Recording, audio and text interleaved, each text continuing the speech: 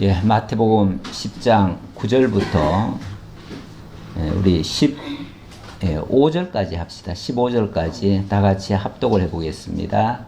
너희 전대에 금이나 은이나 동을 가지지 말고 여행을 위하여 배낭이나 두벌 옷이나 심리나 지팡이를 가지지 말라. 이는 일꾼이 자기의 먹을 것 받는 것이 마땅함이니라. 어떤 성이나 마을에 들어가든지 그 중에 합당한 자를 찾아내어 너희가 떠나기까지 거기서 머물라. 또 그 집에 들어가면서 평안하기를 빌라. 그 집이 이에 합당하면 너희 빈 평안이 거기 임할 것이요 만일 합당하지 아니하면 그 평안이 너희에게 돌아올 것이니라. 누구든지 너희를 영접하지도 아니하고 너희 말을 듣지도 아니하거든 그 집이나 성에서 나가 너희 발에 먼지를 떨어버리라. 내가 진실로 너희에게 이르노니 심판날에 소돔과 고모라 땅이 그 성보다 견디기 쉬우리라. 아멘. 예수님의 말씀이 점점 더 좀 무겁게 다가오는 듯 합니다. 물론 앞의 말씀도 결코 가볍지 않아서 이해를 잘 하지 못하면요 굉장히 마음에 부담이 있을 수 있는 그런 말씀이 될 수도 있습니다. 오늘은 지난주에 제자를 선택하고 제자의 도를 소개를 했었습니다. 이 제자라고 하는 이 단어가 먼저 성경보다 많이 줄었어요. 이 새로 개정을 하면서 제자라는 단어를 여러 군데를 뺐어요. 빼고 뭘로 바꿨냐면 신도라고 바꿨어요. 초대교회가 탄생할 때 하루에 3,000명의 제자가 더하였다 이런 말씀이 있었거든요. 그러면은 그 하루에 3,000명이라는 쉽게 말하면 믿는 사람들이 생겼다는 얘기잖아요. 그런데 그거를 먼저 성경에는 제자라고 그랬어요. 그러니까 뭐 하루에도 막 3,000명씩 제자가 늘어난다. 그러면은 뭐 무진장이 제자가 많아지는 거죠. 그렇게 되면 모든 사람이 다 제자가 돼버리면은 진짜 제자와의 차별성이 없는 거죠. 진짜 제자란 그렇게 단숨에 순식간에 만들어지는 게 아니다. 왜냐하면 제자라고 하는 것은 오랜 세월 그 선생과 같이 거하면서 동고동락하면서 어쩌면 그의 분신처럼 그를 따라다니고 그의 생각과 그의 사상과 그의 모든 것을 다 전수받아서 정말 그가 하실 일을 대신하는 자, 이 정도가 돼야 제자라고 할 수 있죠. 그러니까 그 제자가 진짜 제자 노릇을 제대로 하려면은 그 자기의 선생을 위해서 때로는 그 이름을 위하여 죽기까지 죽음에 처하는 데까지라도 나가야 되고 그러기 위해서는 자기라고 하는 것이 챙겨지면 안 됩니다. 자기를 위해서 살고자 하면 제자의 자격은 안 돼요. 일단 그렇죠? 아니 선생이 지금 제자로 삼아놨는데 자기 삶을 영유하고 그걸 목적으로 해서 나를 따른다 하면은 월급쟁이가 되죠. 일종의. 그렇죠? 나에게 취직한 셈이죠. 나를 통해서 수입을 얻고 그걸 통해서 살겠다는 거 아니에요. 생계의 수단으로 쓰는 거 아니에요. 그런 자는요 막말로 좀 더 유리한 조건이 어디서 나온다든지 누가 많이 대접을 후하게 해준다고 하면요 하루아침에 그 선생 버리고 떠날 수도 있습니다. 이득을 위해서는 절대 제자의 길을 갈 수가 없습니다. 제자란 자고로 그 선생과 생사고락을 함께하고 그 선생을 위해서라면 죽기까지 각오하고 자기라고 하는 것은 다 사라지고 모든 것을 그분을 위해서 이렇게 전력 질주를 해야 돼요. 때로는 그 선생 때문에 욕을 먹을 수도 있고요. 배척을 받을 수도 있고요. 핍박을 당할 수도 있습니다. 대신 죽어야 될지도 모릅니다. 그 정도의 각오가 없이는 제자라는 말을 함부로 쓸 수가 없는 거죠. 그래서 제자라고 하는 단어가 많이 줄었다. 먼저는 무조건 예수 믿으면 다 제자간다 이렇게 생각했는데, 그래서 이 말씀은 또 바꾸어 얘기하면 예수 믿는다고 해서 다 이렇게 하라는 얘기는 아니다. 그럴 수도 있다는 거죠. 예수 믿으면 다 이런 제자의 삶을 살려고 하면 오늘 말씀에도 아마 걸릴 부분이 있을 겁니다. 야, 예수 믿으면 이거 뭐 행복한 나의 삶이 펼쳐지리라 생각을 했는데 전혀 그게 아니구나. 예수 믿으면 완전히 죽어가는구나. 고생해야 되고 모든 걸 다 버려야 되고 다 잃어야 되고 심지어는 가족과도 불화해야 되고, 좀 심하게 표현하면 그런 일까지 있어야 되겠는데, 야, 이런 삶을 왜 살아야 되지? 이게 예수 믿는 거라면 왜 예수를 믿어야 되지?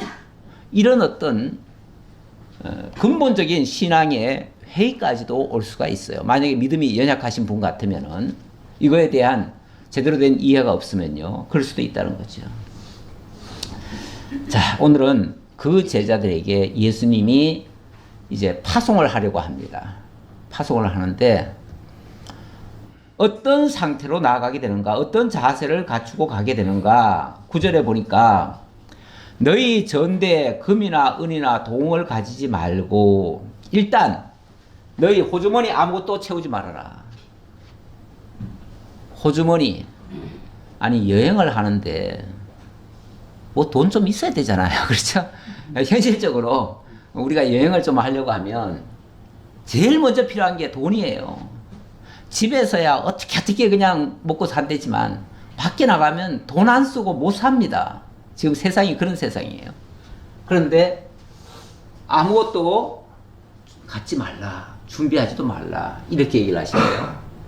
자, 일단 10장 전체는 제가 뭐 몇 차례 얘기를 했습니다만은 진정한 교훈, 예수님이 당신의 제자들에게 말씀과 당신의 그 신앙적 행위를 통해서 보여주시고, 제자의 도, 전도자의 자세를 가르쳐 주시고, 그리고 제자의 삶, 십자가를 통해서 영광을 드러내라고 하는 그러한 말씀으로 이어져 갑니다. 이어져 가는데, 자, 일단 전도자가 취할 자세, 그리고 그런 제자들에게 이제 곧 엄청난 핍박이 다가올 것이라고 하는 예고를 해줍니다. 그리고 그렇게 핍박받을 제자들에게 사실 주님이 함께하지 않는다면 견뎌내기 힘들지요. 그러니까 거기에 대해서 위로와 격려를 주시는 장면이고요. 그런데도 불구하고 그것을 끝까지 참고 인내하는 자가 있는가 하면 중간에 힘들다고 다 포기하고 떨어져 나가는 자도 있어요. 그러니까 주님께 합당한 자가 있고 합당치 않는 자들도 있어요. 또 그 복음을 받는 대상 중에서도 합당한 자가 있고 합당치 않은 자들이 있어요. 그래서 정말 합당한 자들, 그래서 제자들을 영접하고 제자들이 전하는 그 복음을 수납을 한다면 그들에게 주어질 하나님의 상급, 이것도 있다는 것을 소개합니다. 자, 일단 전도자의 자세를 얘기하는데 우리가 지금 방금 읽었지요. 크게 제가 간추려 보니까 일단 전대에 금이나 은이나 동을 갖지 말래요. 이거는 아무런 재산을 갖지 말라는 거예요. 심지어 여행을 하는데 교통비도 갖지 말라는 거예요. 그럼 어떻게 뭐가 될까요? 근데 이렇게 얘기를 하시네요. 일꾼이 자기의 먹을 것 받는 것이 마땅함이라. 너희는 지금 일꾼으로 가는 거야. 너희를 일꾼으로 보낸다면 그 일꾼의 주인이 있죠. 너희가 먹고 무엇을 먹을까 마실까 이런 걸 네가 걱정하는 게 아니라, 일꾼이 자기 걱정하는 게 아니라, 그거는 주인이 알아서 해주겠지, 그 말이죠. 그렇죠. 우리가 세상에서 일을 하다 보면 일하는 사람이 일하는 데 집중을 해야지 뭘 해 먹을까, 오늘 중간 점심은 뭐 먹고 오늘 참은 뭐 먹고 맨 그 생각만 하고 있으면 일이 되겠어요? 그 일을 시키는 분이 알아서 좀 챙겨줘야지요. 또 챙겨주겠지요. 설마 자기가 안 챙겼다고 해서 아무도 모른 채 하겠어요? 챙겨주겠지요. 그러니까 일꾼이 자기의 먹을 것 받는 것은 마땅한 거예요.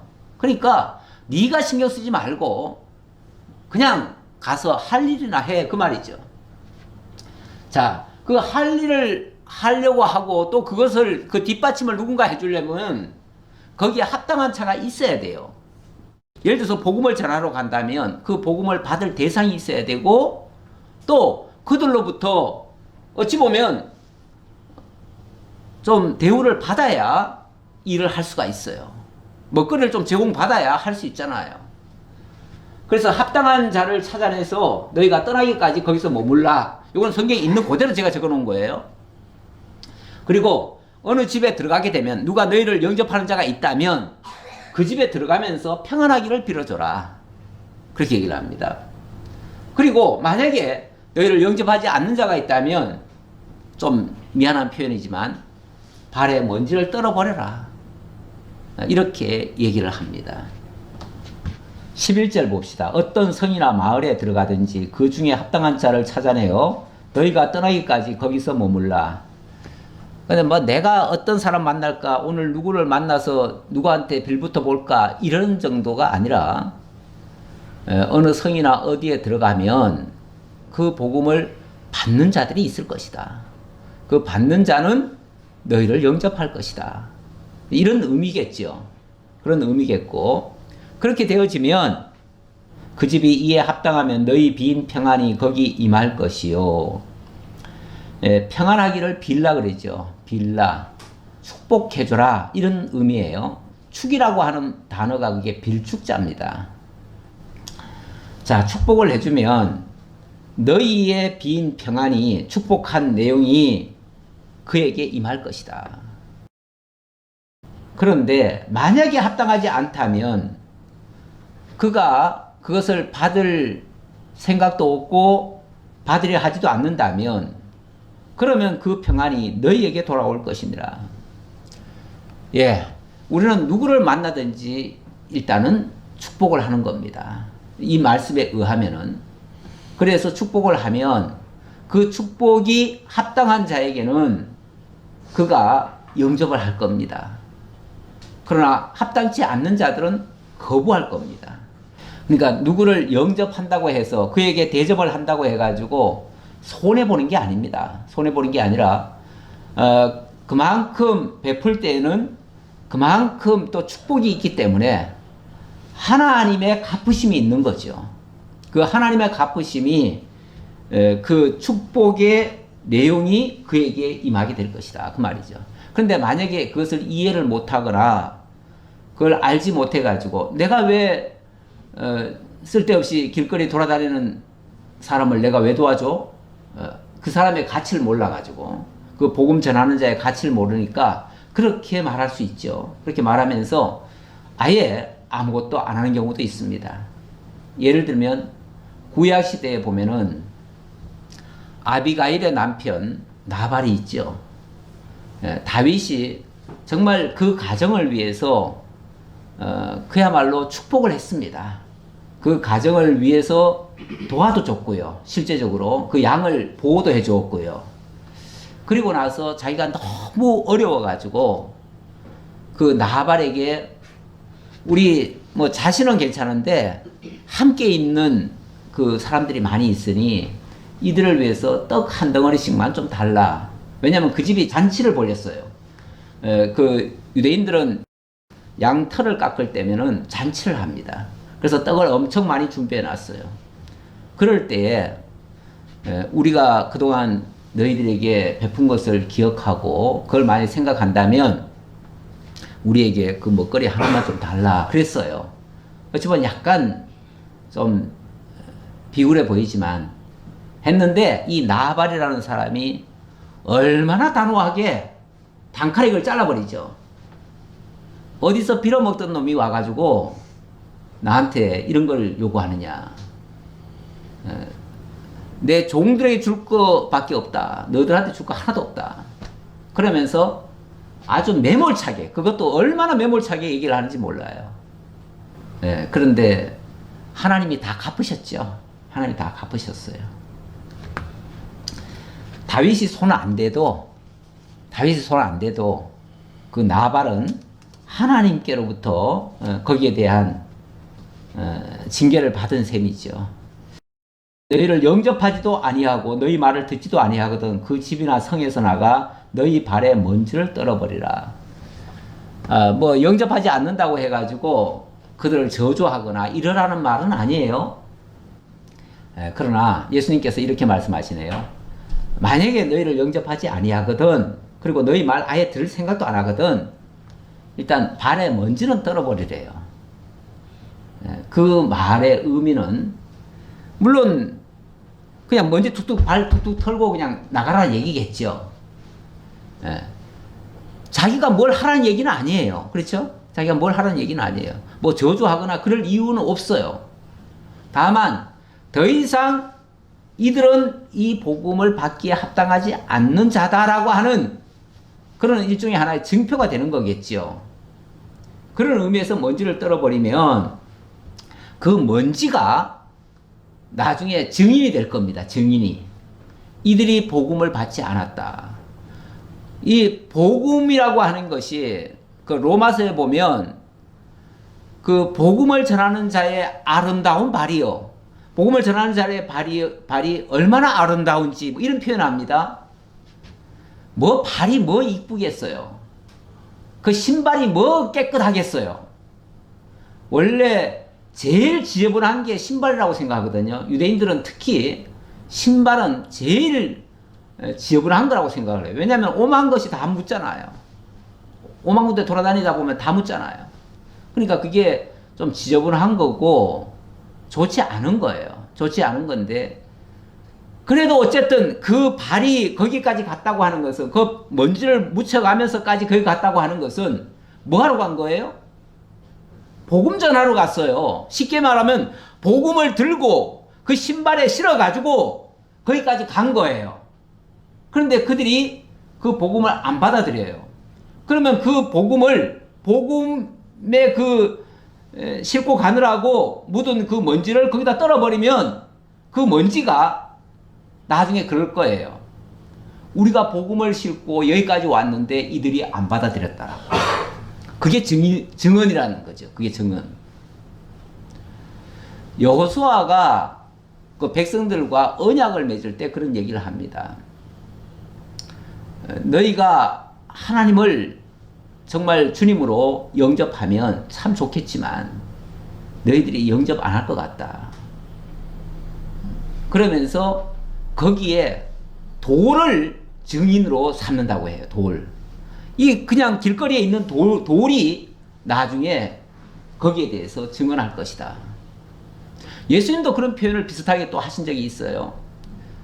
너희들이 영접 안 하고 너희들이 정말 하나님의 자손에 합당치 않는다면 이 돌들이 다 일어나서 증언할 것이다. 이야기할 것이다.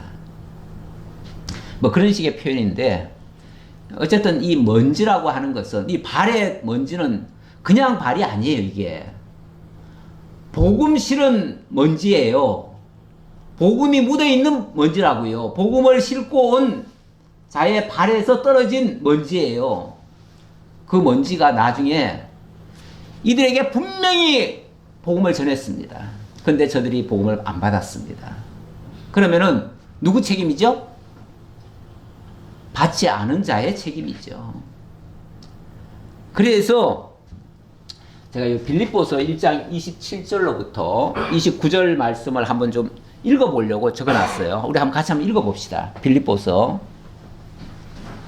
27절부터 오직 너희는 그리스도의 복음에 합당하게 생활하라. 이는 내가 너희에게 가보나 떠나 있으나 너희가 한 마음으로 서서 한 뜻으로 복음의 신앙을 위하여 협력하는 것과 무슨 일에든지 대적하는 자들 때문에 두려워하지 아니하는 이 일을 듣고자 함이라. 이것이 그들에게는 멸망의 증거요 너희에게는 구원의 증거니 이는 하나님께로부터 난 것이라. 우선 거기까지 봅시다. 자, 복음의 신앙을 위하여 협력하는 일. 복음의 신앙을 위하여 협력하는 일. 아까 뭐 복음을 전하는데 그걸 영접하느냐 안 하느냐와는 조금 차원은 좀 다르죠. 이거는 이미 복음을 받은 자들에게 그 복음을 위하여 복음의 신앙에 협력을 하느냐 안 하느냐 요거 가지고 지금 얘기를 하는 건데, 분명히 협력하는 자가 있고 협력하지 않는 자가 있죠. 또 복음을 받는 자가 있고 받지 않는 자가 있죠. 그러나 받지 않는 것 때문에 두려워하지는 말아라.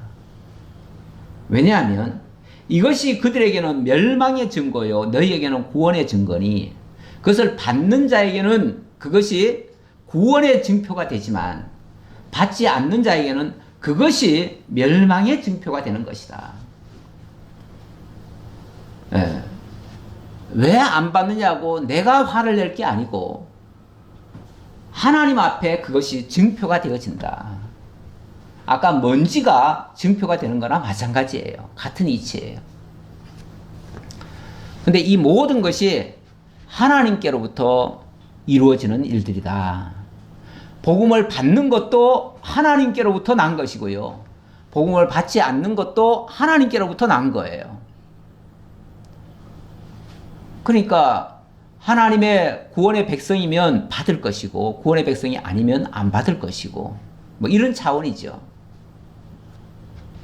그러면서 너희는 이렇게 생각하라 그 말이죠. 그리스도를 위하여 너희에게 은혜를 주신 것은 다만 그를 믿을 뿐 아니라 또한 그를 위하여 고난도 받게 하려 하심이라. 우리가 그리스도를 위하여 그리스도의 은혜를 입었다고 하는 것은 다만 그를 믿고 구원받았다는 것에만 머무는 것이 아니라 그를 위하여 고난도 받게 하려 하심이라. 우리가 여기로 다시 돌아와서 보면 복음을 전하다 보면 이 복음 때문에 우리는 막 기뻐서 전하겠지만 다 기뻐서 받지는 않아요. 받는 자도 있고 거부하는 자도 틀림없이 있습니다. 배우는 사람도 마찬가지예요. 배우시는 분들도, 그러니까 이미 예수를 믿고 또 다음 단계로 우리 신앙의 성숙을 위해서 계속 진리를 학습하는 분들도 이 말씀을 받으면서 이걸 귀하게, 그래서 마음으로 영접하는 심정으로 받아들이는 자가 있는가 하면 마음속에 거부감을 가지고 계속해서 배척하듯이 이렇게 하는 경우도 있을 수 있어요. 사실은 아까 빌립보서 얘기는 처음 믿을 때의 상태가 아니라 믿음 이후에, 그래서 복음의 신앙에 협력하는 것과 협력하지 않는 것, 거기에 대해서 얘기한 거니까 그 다음 단계라고 말씀드릴 수 있겠죠. 어쨌든 이런 일 때문에 전도자에게는 그 어려움이 계속 공급이 될 겁니다. 그걸 아예 각오를 하고 있어야 돼요. 그래서 고린도전서 4장 10절에 보니까 우리는 그리스도 때문에 어리석으나 너희는 그리스도 안에서 지혜롭고 우리는 약하나 너희는 강하고 너희는 존귀하나 우리는 비천하여.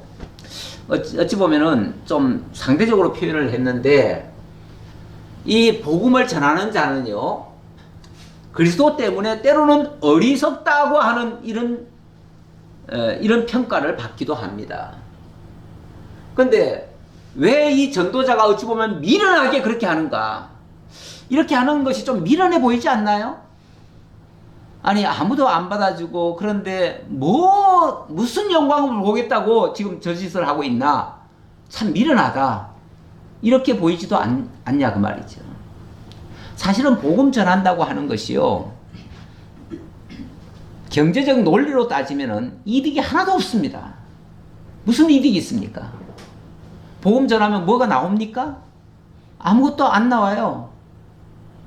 전도서에 보면 복음 전하는 걸 어디다 비유를 했냐면 마치 농부가 씨앗을 저 물가에다가 뿌리는 것과 같다.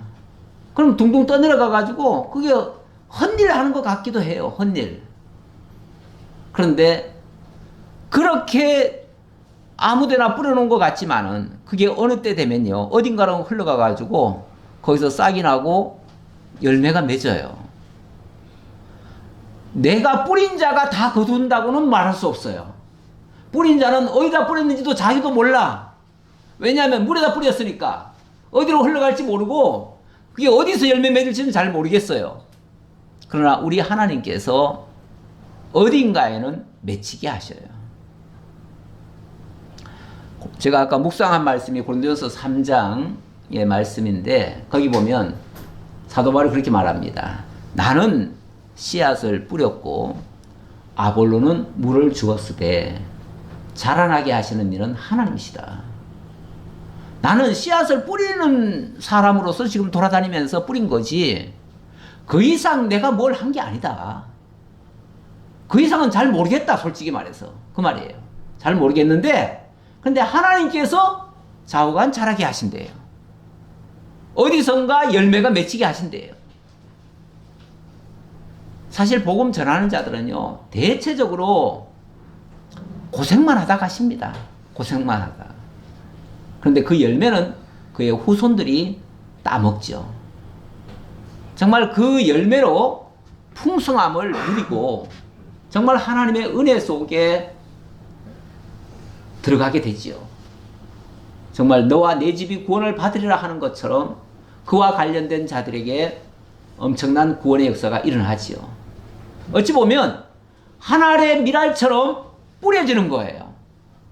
그리고 썩어지는 거예요. 원래 밀알이라고 하는 게 땅에 떨어져 가지고 썩으면 많은 열매를 맺지만 썩지 않으면 한 알 그대로 있다. 이렇게도 얘기를 합니다.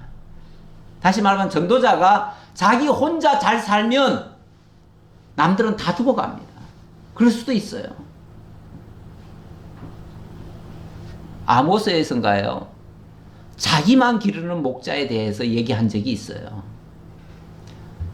그저 오로지 나만 위해서 예수 믿는 것도 나 위해서 복음 전하는 것도 나의 영광을 위해서 세상 살아가는 모든 것을 나를 중심으로 해서 심지어 목자라고 하는 타이틀을 받았으면서도 자기만 기르는 목자,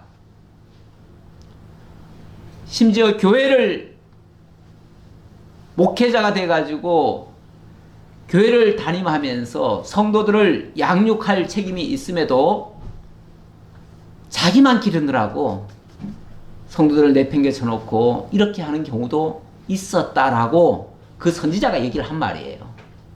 한 말이에요. 세상에는 그런 경우가 많습니다. 많으니까 예를 들었겠죠. 그런데 사도 바울은 그들을 위하여 나는 어리석고 그들을 강하기 위해서 우리는 약하고 그들을 존귀하게 하기 위해서 우리는 비천하게 빠졌다. 비천함에 빠졌었다.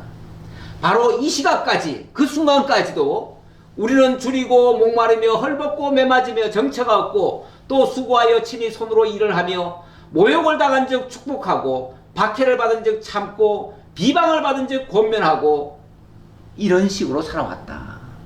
이게 사도 바울이 자기의 삶의 여정을 돌아보면서 하는 말이에요.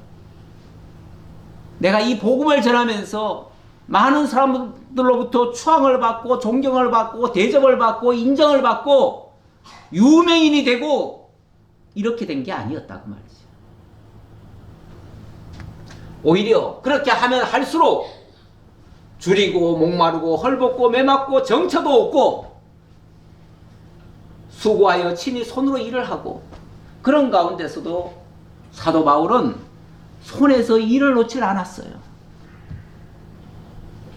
물론 뒤늦게는 정말 동역자들이 생겨가지고 모든 것을 당신들이 책임져 주느라고 그 뒤부터는 거기에 대해서 좀 해방이 되기는 했지만은 사도 바울은 아예 정신 자체가 내가 이 장막 깁는 일을 이거 해가면서 나 그냥 복음 전한다.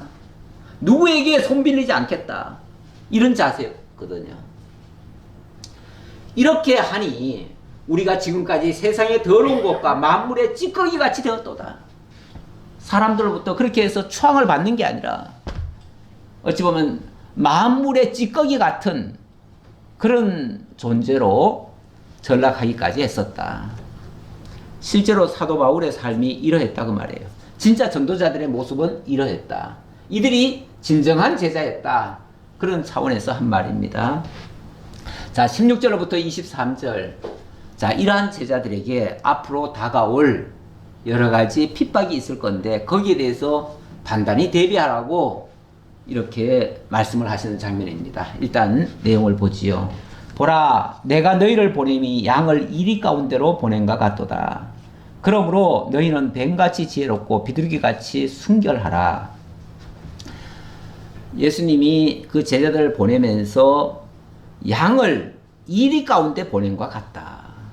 예, 양을 이리 가운데 보내면은 뭐죠? 잡혀 먹히는 거죠. 이 세상이라고 하는 데가 호락호락하지 않습니다. 특히 이 복음에 대해서 우호적이지 않습니다.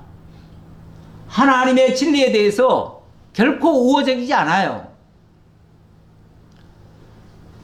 예수 믿는다는 사실을 몰랐을 때는 굉장히 다정하게 대하다가 예수 믿는다는 사실을 알고 나서부터는 확 돌아서는 경우도 있어요. 갑자기 돌변을 합니다. 예수 믿는다는 이유 때문에. 그리고 무슨 일이 있으면은 성질을 안 낼 일도 예수 믿는다는 이유 때문에 성질을 냅니다. 그리고 온갖 시비가 다 붙습니다. 그럴 때 너희는 뱀같이 지혜롭고 비둘기같이 순결하라고 하시네요. 예, 우리가 뱀 그러면 약간 부정적인 시각이 있죠. 예, 뱀은 옛뱀 사단이 언약 자손을 유혹하고 이런 일을 했었기 때문에 뱀 그러면은 일단 부정적인 생각을 먼저 하기 쉬운데 뱀이 되라는 얘기는 아니죠. 뱀이 되라는 얘기는 아니에요. 그러나 옛뱀이 어찌 보면 사람을 좀 미혹하는 일에 아주 지혜롭잖아요. 그렇죠? 그 지혜적인 측면에서 얘기를 하는 거지 뱀이 되라는 얘기는 아니에요. 교활하라는 얘기도 아니에요. 그렇죠? 그런 차원은 아니죠. 전혀 그렇게 생각하면 전혀 아니죠. 예. 사도행전 9장 15절에 보면 주께서 이르시되 가라 이 사람은 내 이름을 이방인과 임금들과 이스라엘 자손에게 전하기 위하여 택한 나의 그릇이라. 그가 내 이름을 위하여 얼마나 고난을 받아야 할 것을 내가 그에게 보이리라. 이거는 사도 바울을 하나님이 선택하셔서 그를 내보내시면서 하신 말씀이에요. 이 사람은 내 이름을 위하여 이방인과 임금들과 이스라엘 자손들에게 전하기 위해서 내가 택한 내 그릇이다. 하나님이 당신의 그릇으로 삼았다. 그렇기 때문에 이 사람은 내 이름을 위하여 많은 고난을 받아야 마땅하다. 그래서 사도 바울은 그래서 이방인과 그 임금들과 그들 앞에 가서 복음을 전하는 겁니다. 물론 복음을 전하면은 다 받아들이는 건 아니고요. 받아들이는 자도 있고요. 사실은 대부분은 안 받아들입니다. 대부분은 안 받아들여요. 그러니까 안 받아들이는 자는 바로 뭘로 반응을 하냐면 핍박으로 반응을 해요. 대적으로 반응을 해요. 죽이려고 해요. 그런데 그런 가운데서 받아들이는 자들이 간혹 있어요. 간혹. 근데 그 간혹 있는 그들이 하나님의 이름을 전파하는 그런 또 도구가 되어지는 거예요. 그들이 어찌 보면 하나님이 준비해 놓은 그 당시까지는 잃어버린 양들이죠. 잃어버린 양들이니까 그들을 찾아가는 거예요. 그들을 찾아가서 그 잃어버린 양이 어찌 보면 이리들에게 찢겨가지고 이리저리 어려움을 당하고 어디 숨어 있고 이런 자들이에요. 그런 자들을 찾아가서 그 하나를 건지기 위해서 대신 수많은 이리들을 만나야 돼요. 그들을 헤쳐내야 돼요. 헤쳐내는데 그냥 일반적인 생각으로 그걸 헤쳐낼 수 있느냐? 안 된다 그 말이에요. 뱀같이 지혜로워야 돼요. 거기에 지혜가 필요해요. 물론 이 지혜는 세상의 꾀를 얘기하는 게 아니에요. 교활함을 얘기하는 게 아니에요. 그러면서 동시에 비둘기같이 순결하래요. 그들과 맞짱 떠가지고 같이 싸우자는 얘기가 아니에요. 어쩌면 핍박은 다 받아야 돼요. 그것 때문에 온갖 불이익은 다 당할 수 있어요. 그러면서도 나의 순결을, 그 신앙적 순결을 지켜가면서, 그러면서도 지혜롭게 그것을 돌파할 수 있는 이런 게 필요한데, 이런 지혜가 무슨 지혜겠어요? 하나님의 지혜지요. 뭐 고린도전서 1장 24절에 보니까 오직 부르심을 받은 자들에게는 유대인이나 헬라인이나 그리스도는 하나님의 능력이요 하나님의 지혜니라. 세상에 사람들의 많은 지혜들이 있겠지만 그런 지혜 가지고 돌파하라는 얘기가 아니에요. 결국 그리스도는 하나님의 능력이고 하나님의 지혜다. 오직 그리스도를 통해서 그리스도와 함께 함으로써 극복하라, 그런 얘기예요. 어찌 보면 조금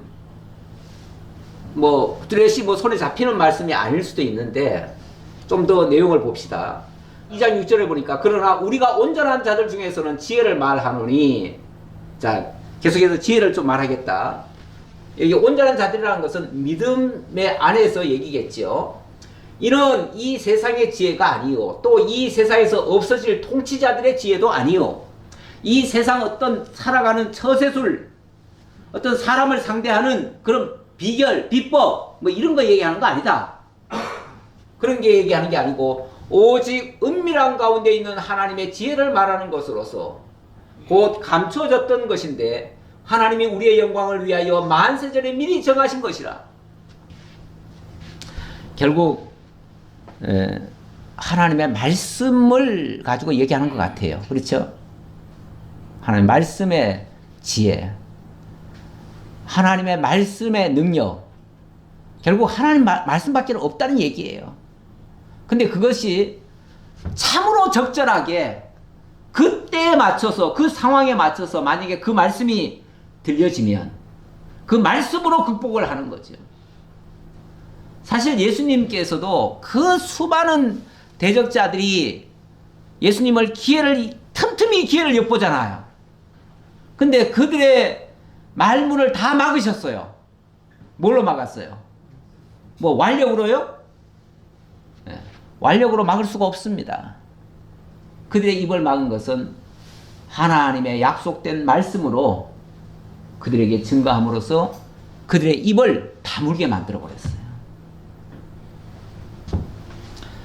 결국 이 지혜라고 하는 것은 핍박을 극복할 수 있는 가장 큰 지혜는 말씀밖에 없어요. 그래서 너희는 누구를 만날 때 무슨 말을 할 것인가를 미리 걱정은 하지 않지만 준비하라고 그랬어요. 준비하라. 그러니까 말씀에 대한 대비가 있어야 된다는 거죠. 말씀이 나를 가득 붙잡고 있으면 그 말씀이 그 어떤 대적도 이겨낼 수 있는 최선의 무기가 되는 거예요. 그 말씀이 결국은 우리를 모든 문제를 헤쳐낼 수 있는 그 힘이 된다. 그걸로 이겨내라. 그리고 정말 하나님 의지하면서 순결하게 그 자신이 갖고 있는 그 신앙을 지켜라, 그런 얘기죠. 사람들을 삼가라. 그들이 너희를 공회에 넘겨주겠고 그들의 회당에서 채찍질하리라. 또 너희가 나로 말미암아 총독들과 임금들 앞에 끌려가리니 이는 그들과 이방인들에게 증거가 되게 하려 하심이라. 너희가 이제 복음을 전하다 보면 틀림없이 권세자들이 와가지고 너희를 체포해가지고 감옥에 집어넣고 그리고 재판정에 끌고 가가지고 막 신문을 할 거다. 되겠죠, 그렇게. 실제 그렇게 됐습니다. 됐는데 그렇게 하는 것이 결코 나쁜 건 아니다. 왜냐하면 그들에게 복음을 전할 수 있는 기회가 되잖아요. 그렇죠? 여기까지 생각하면 우리로서는 감당하기 어려운 말씀일 수 있어요. 너희를 넘겨줄 때 어떻게 또는 무엇을 말할까 염려하지 말라. 그때 너희에게 할 말을 주시리니 말하는 이는 너희가 아니라 너희 속에서 말씀하시는 이 곧 너희 아버지의 성령이시라. 예, 너희 아버지의 성령이 하나님의 영이 성령께서 친히 너희 속에 들어오셔서 너희의 입을 그때 주장할 것이다. 그러면 그 이방인들 앞에서 그 권세자들 앞에서도 담대히 복음을 전할 것이다. 만약에 이런 길이 없으면요, 이런 일이 없으면요, 이방인들과 또 저 권세자들에게 복음 전할 기회가 있겠습니까? 없지요. 그들을 만날 일도 없지요. 좋은 인연은 아니지만, 악연이지만 어쨌든 그들을 만나가지고 그들에게 복음을 전할 수 있는 기회입니다. 우리 하나님이 어찌 보면 이 제자들은요, 아주 크게 쓰시는 거예요. 그 대상도 아주 악한 자들에게 보내가지고 그 일을 하게 하시는 거예요. 그런데 간혹이지만 대부분은 안 받아들이지만요, 그래도 그들 중에 복음을 받아들이는 자가 있어요. 사도행전에 보면 뒷부분에 가보면요, 헤롯의 젖동생도 예수를 믿었대요. 헤롯의 젖동생도 예수를 믿었대요. 그러니까 헤롯과 같이 젖먹은 그 여동생도 예수를 믿었대요. 뿐만 아니라 그 총독들 중에서도 믿은 사람이 있고요. 그리고 여러 명의 복음을 받아들이는 사람들이 있습니다. 그 관리들이. 그들이 예수를 믿고 나면요, 그래서 그 초대교회 역사에 보면 그 고위직에 있는 사람들조차도 예수를 영접해가지고 그들도 그 순교를 당하는데 함께 순교를 당하지요. 물론 그들이 결코 그 쉬운 게 아닙니다. 그 완전히 목숨 내놓는 겁니다. 죽음을 각오하고 예수를 믿는 거예요. 예수의 가치가 죽음보다 더 고귀하다는 것을 알기 때문에 기꺼이 그 일에 동참하는 거죠. 근데 그것을 그렇게 할 수 있는 힘이 뭐냐면 말씀의 능력이었던 거예요. 근데 그 말씀을 너희들이 하는 게 아니라 성령께서 너희에게 들려주어서 그 복음을 전하게 하신다. 자, 이렇게 되어지고, 또 그런 일도 있는가 하면 또 이런 일도 있습니다. 장차 형제가 형제를, 아버지가 자식을 죽는 데 내주며 자식들이 부모를 대적하여 죽게 하리라. 이런 경우도 있을 수 있대요. 제가 그 백범일지라고 하는 그것을 누가 소개를 하더라고요. 라디오에서 소개를 해서 그 얘기를 듣다 보니까 도산 안창호가 그 이토 히로부미를 죽였나요? 그 안창호가 그 히로부미를 죽였습니다. 그거를 알고 이 김구가 그 안창호의 식구들을 다 데려오라고 그랬어요. 왜냐하면 피신을 시켜야 되니까. 근데 피신을 못했어요.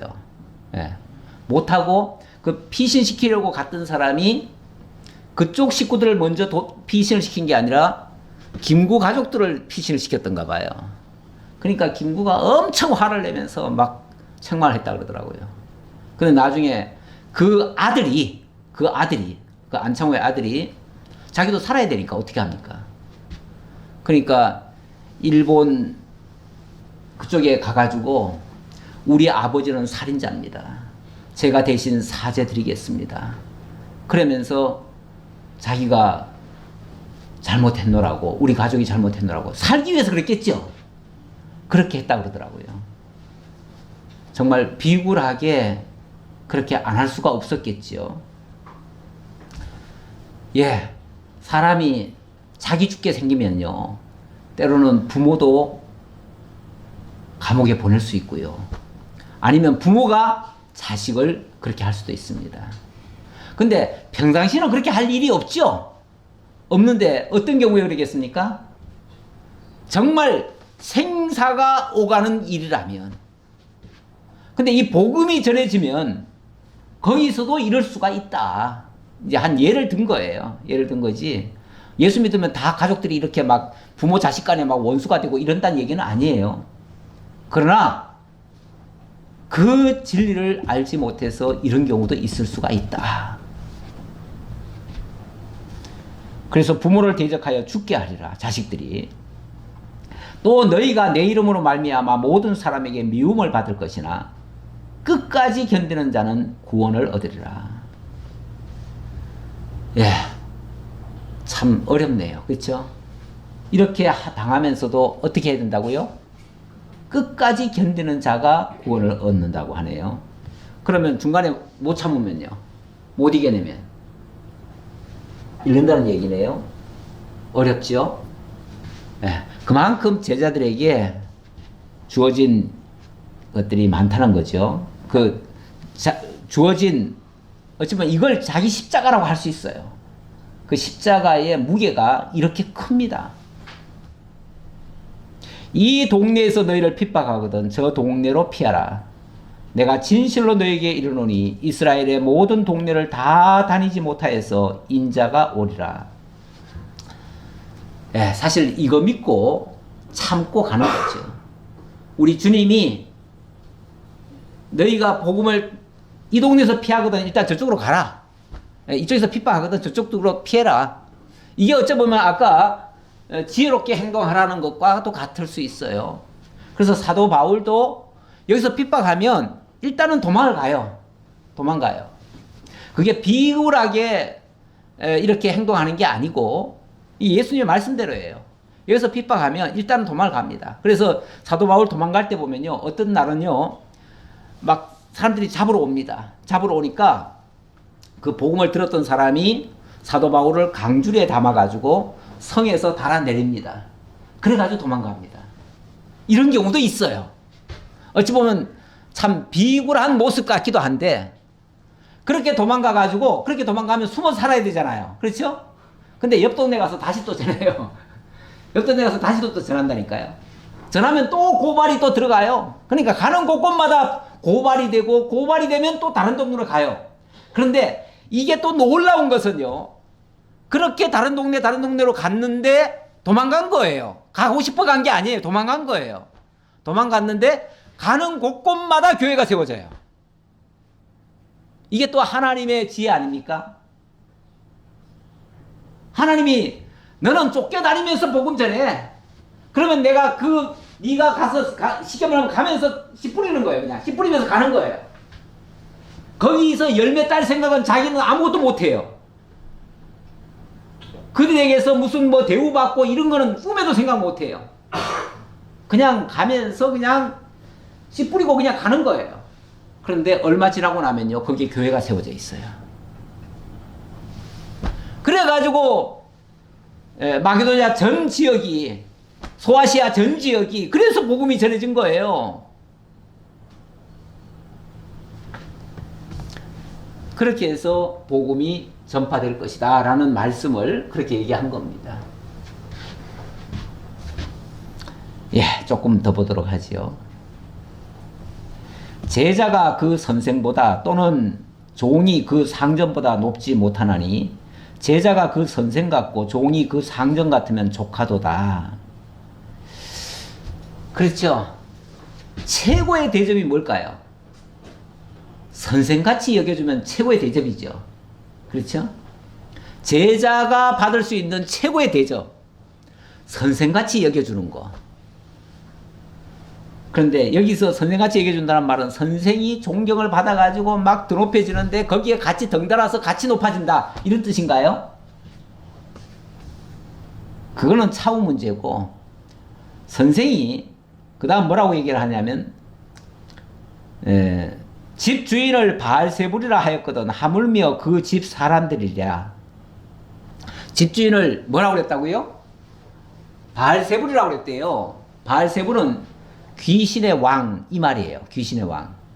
왜 예수님이 놀라운 표적들을 일으켰더니 바리새인들 서기관들이 옆에 있다가 한다는 소리가 저 귀신 장난일 거야 저거. 정상적으로 저렇게 될 리가 없어. 예, 그러니까 귀신을 쫓아내니까, 귀신 쫓아낸다는 것은 지가 귀신의 대장이니까 지 쫄병 보고 잠깐 나가 있어라, 이렇게 한 거야. 이렇게 얘기를 했다고요. 그 귀신 대장 이름이 바알세불이거든요. 예수님을 가리켜서 바알세불이라고 했다는 거예요. 실제로 예수님의 가족에게 나중에는 사람을 보내가지고 당신 아들 미쳤으니까 데려가라, 이렇게도 말을 한 적이 있어요. 완전히 예수를 미치광이로 취급을 해버렸어요. 근데 미쳤다 소리 들으면은 정상입니다. 제자들이 최고의 대우입니다. 사도 바울도 어떤 면에서 미쳤다 소리 들은 사람이에요. 미쳤다. 그렇죠? 제3자들이 봤을 때는 그 미치광이 아니에요? 아니, 무슨 대우 받겠다고, 무슨 영광 보겠다고 저렇게 쫓겨다니면서 어디서는요, 정말 얼마나 두들겨 맞았는지 정말 죽었다고 해가지고 공동묘지에 갖다가 집어 던져놨잖아요. 근데 나중에 살아나왔어요. 다시 의식이 깨어나가지고. 그런 적도 있어요. 그렇게 정말 죽음을 두려워하지 않고 그렇게 할 수 있는 것은 미치지 않고는 할 수 없습니다. 그런즉 그들을 두려워하지 말라. 감추인 것이 드러나지 않을 것이 없고 숨은 것이 알려지지 않을 것이 없느니라. 내가 너희에게 어두운 데서 이르는 것을 광명한 데서 말하며 너희가 귓속말로 듣는 것을 집 위에서 전파하라. 원래 복음이라고 하는 게 어찌 보면 감추인 비밀 같은 거예요. 그런데 이 감추인 비밀이 그들의 입술을 통해서 공개되는 겁니다. 귓속말로 듣는 것을 집 위에서 전파하는 것처럼 그렇게 하는 거예요. 몸은 죽여도 영혼은 능히 죽이지 못하는 자들을 두려워하지 말고 오직 몸과 영혼을 능히 지옥에 멸하실 수 있는 이를 두려워하라. 몸은 죽여도 영혼은 능히 죽이지 못한다. 우리 하나님께서, 이게 이제 어찌 보면 제자들이 받을 위로의 내용들이에요. 위로의 내용인데, 선생 같은 대접 받으면 일단 최고의 대접 받는 거고, 그 다음에 감추인 거, 그렇게 쫓겨다니면서 전하는데도 감추인 것이 다 드러나요. 복음이 다 드러날 것이다, 그 얘기고, 그리고 너희가 설령 죽더라도 그래도 너희들 안 죽어, 그 말이에요. 안 죽어. 몸은 죽여도 영혼은 죽지 않아. 그리고 그렇게 어려운 가운데서도 너희가 주를 끝까지 시인한다면 주님께 인정받을 것이다. 주님도 너희를 시인할 것이다. 이렇게 하시는 내용이에요. 마저 읽지요. 참새 2마리가 한 아사리온에 팔리지 않느냐. 그러나 너희 아버지께서 허락하지 아니하시면 그 하나도 땅에 떨어지지 아니하리라. 너희에게는 머리털까지 다 세신 바 되었나니 두려워하지 말라. 너희는 많은 참새보다 귀하니라. 예, 우리의 인생이라는 존재가 어떻게 참새에 비교하겠습니까? 그런데 참새 한 마리도 하나님의 허락 없이는 안 떨어져, 이 말을 합니다. 그러면서 우리의 생명이 어떤 사람에 의해서, 어떤 위협적인 존재에 의해서 죽거나 없어지거나 사라지는 게 아니다.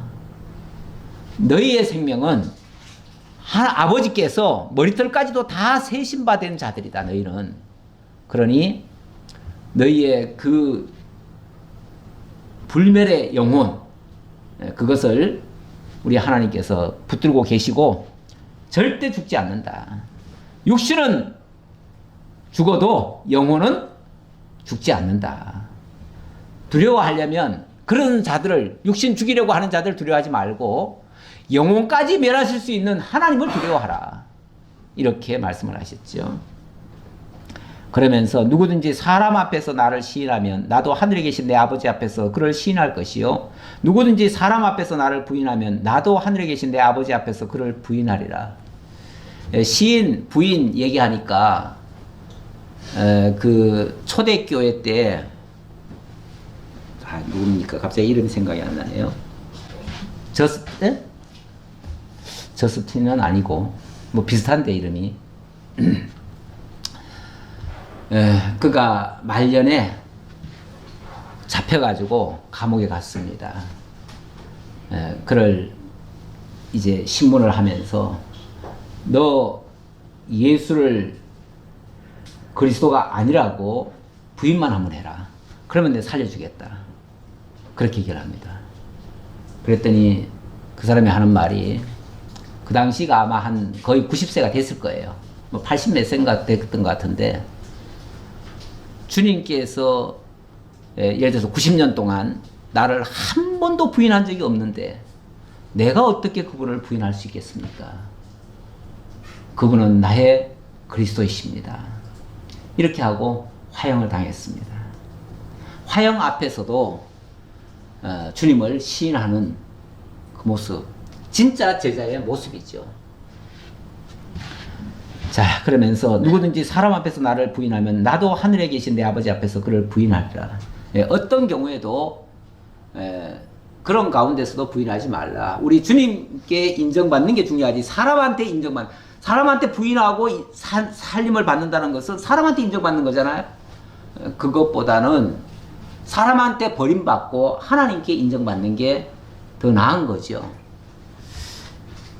요한계시록 2장 10절에 보니까 너는 장차 받을 고난을 두려워하지 말라. 볼지어다 마귀가 장차 너희 가운데서 몇 사람을 옥에 던져 시험을 받게 하리니 너희가 10일 동안 환난을 받으리라. 네가 죽도록 충성하라. 그리하면 내가 생명의 면류관을 내게 주리라. 이 말씀도 유사한 말씀이고요. 이 요한계시록의 이 말씀은요, 그 초대교회에 제가 아까 사례를 들었던 그런 일이 있을 것, 또는 그런 일을 어찌 보면은 염두에 두고 한 말이에요, 이게. 그러니까 이 요한계시록의 말씀은 그 초대교회 로마의 그 핍박사를 설명하고 있는 내용이거든요. 그래서 이 말씀은 바로 그런 내용이라고 볼 수 있고요. 자, 아까 지혜에 대한 말씀. 결국은 하나님 그리스도를 제대로 깨닫고 그 복음을 바르게 전하는 것이 정말 지혜 있는 일이고 그것이 많은 사람을 생명으로 인도하는 일이 되는데 다니엘서에 보니까 이렇게 말씀되어 있습니다. 12장 3절에 지혜 있는 자는 궁창의 빛과 같이 빛날 것이요 많은 사람을 옳은 대로 돌아오게 한 자는 별과 같이 영원토록 빛나리라. 이게 지혜의 그 영광이라고도 말할 수 있겠지요. 이런 결과가 있을 것을 말씀하셨습니다. 디모데후서 4장 1절을 결론적으로 말씀을 전하겠습니다. 하나님 앞과 살아있는 자와 죽은 자를 심판하실 그리스도 예수 앞에서 그가 나타나실 것과 그의 나라를 두고 엄히 명하노니 너는 말씀을 전파하라. 때를 얻든지 못 얻든지 항상 힘쓰라. 때를 얻든지 못 얻든지.